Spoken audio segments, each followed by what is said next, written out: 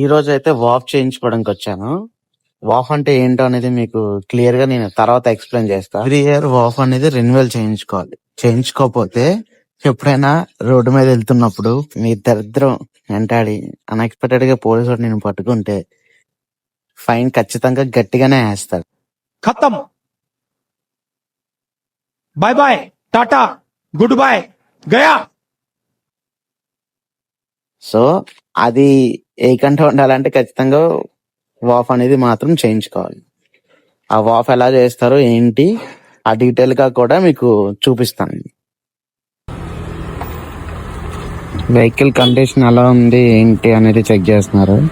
Wipers work అవుతున్నాయా లేదా, horn పనిచేస్తుందా లేదా, బ్రేకింగ్ అది ఎలా ఉంది ఏంటి, స్టీరింగ్ స్టెబిలిటీ ఉందా లేదా అనేది కూడా పూర్తిగా చెక్ చేస్తున్నారు. లైట్స్ అవి బాగా వర్క్ అవుతున్నాయా లేవా అని చెక్ చేస్తున్నారు. నెక్స్ట్ సిగ్నల్ లైట్స్ చెక్ చేస్తారు. తర్వాత సీట్ బెల్ట్స్ చెక్ చేస్తారు.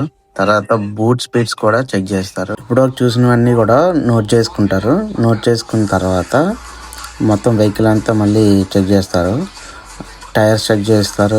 బాడీ కూడా చెక్ చేసి ఏమైనా బాగోకపోతే ఖచ్చితంగా రిపేర్ చేయాలి, లేదంటే వాష్ చేయరు. వాఫ్ అంటే ఏదో చెప్తా అన్నాను కదా, వారంటీ ఫిట్నెస్ అనమాట.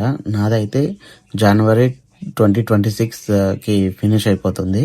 ఈ మంత్ ఎండింగ్ కి వాఫ్ అనేది ఫినిష్ అయిపోతుంది, అందుకనే చేయించుకుంటున్నా. యాక్చువల్గా ఇండియాలో అయితే వాఫ్ అనేది ఏం చేయాల్సిన అవసరం ఉండదు, కానీ న్యూజిలాండ్ లో ఎవ్రీ 1 year ఖచ్చితంగా వాఫ్ అనేది చేయించుకో. సరే మరి ఉంటా.